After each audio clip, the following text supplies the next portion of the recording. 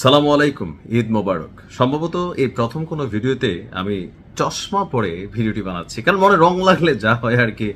গেঞ্জির মধ্যে রং লাগছে, কারণ এটাও একটা গিফটের গেঞ্জি। ধন্যবাদ, পাঠাইতে পারেন। মানে গরিবের জন্য ঈদ উপলক্ষে হ্যালো প্রবাসীর ঠিকানায় পাঠাই দিবেন। যাই হোক, খুশির খবরটা ইতিমধ্যে সবাই জেনে গেছেন। তো চশমা খুলে বাকি নিউজটি বলছি, কারণ চোখ দেখা কথা না বললে আমারও ভালো লাগে না, আপনারাও মজা পাবেন না।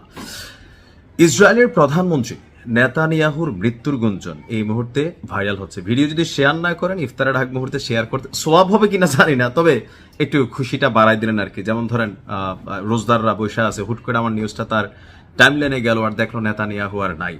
তবে আসলে কি নাই, এখানে একটা প্রতিবেদন সামনে আসছে। 3টা ফোকাসেবল রিজন আছে যেই কারণে মনে করা হচ্ছে নেতানিয়াহু আর নাই।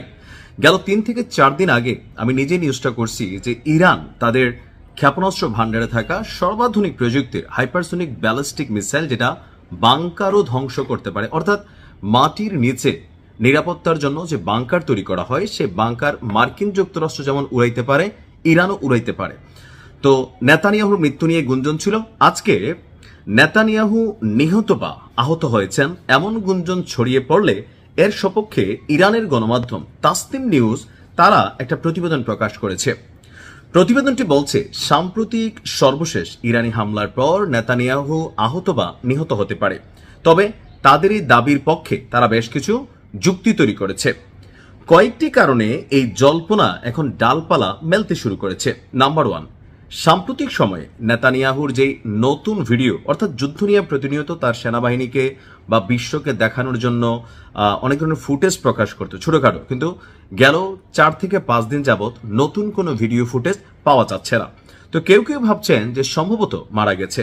এখন মারা গেলে কেন প্রকাশ করা হবে না? কারণ এই মুহূর্তে ইসরায়েলি সেনাবাহিনীর মনোভাব অথবা তাদেরকে যারা সাপোর্ট করে পশ্চিমা শক্তি, তারা সকলেই পোতায় যাবে, আর পাশাপাশি ইরানি সেনাবাহিনীর যে মানসিক ক্ষতি সেটা 100 গুণ বৃদ্ধি পাবে। এরপরে তার বাসভবনের আশেপাশে কঠোর নিরাপত্তা ব্যবস্থা জোরদার করা, অর্থাৎ এই মুহূর্তে নিহত যেখানে আছে তার বাসভবন হিসেবে চিহ্নিত, সেখানে অতীতের যে কোনো সময়ের তুলনায় কয়েক গুণ নিরাপত্তা জোরদার করা হয়েছে। এতে কেউ কেউ মনে করছে সে মারা যায় নাই, বাট গুরুতর আহত হয়েছে।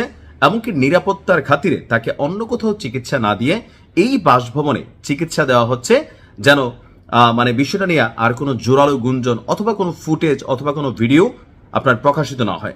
নাম্বার 3, কিছু কূটনৈতিক গুরুত্বপূর্ণ সফর স্থগিত হয়ে যাওয়া।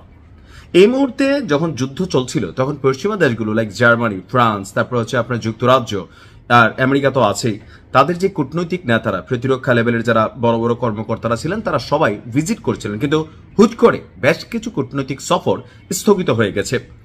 তাসনিম নিউজ এজেন্সিকে আইআরজিসির ঘনিষ্ঠ গণমাধ্যম হিসাবে বিবেচনা করা হয়।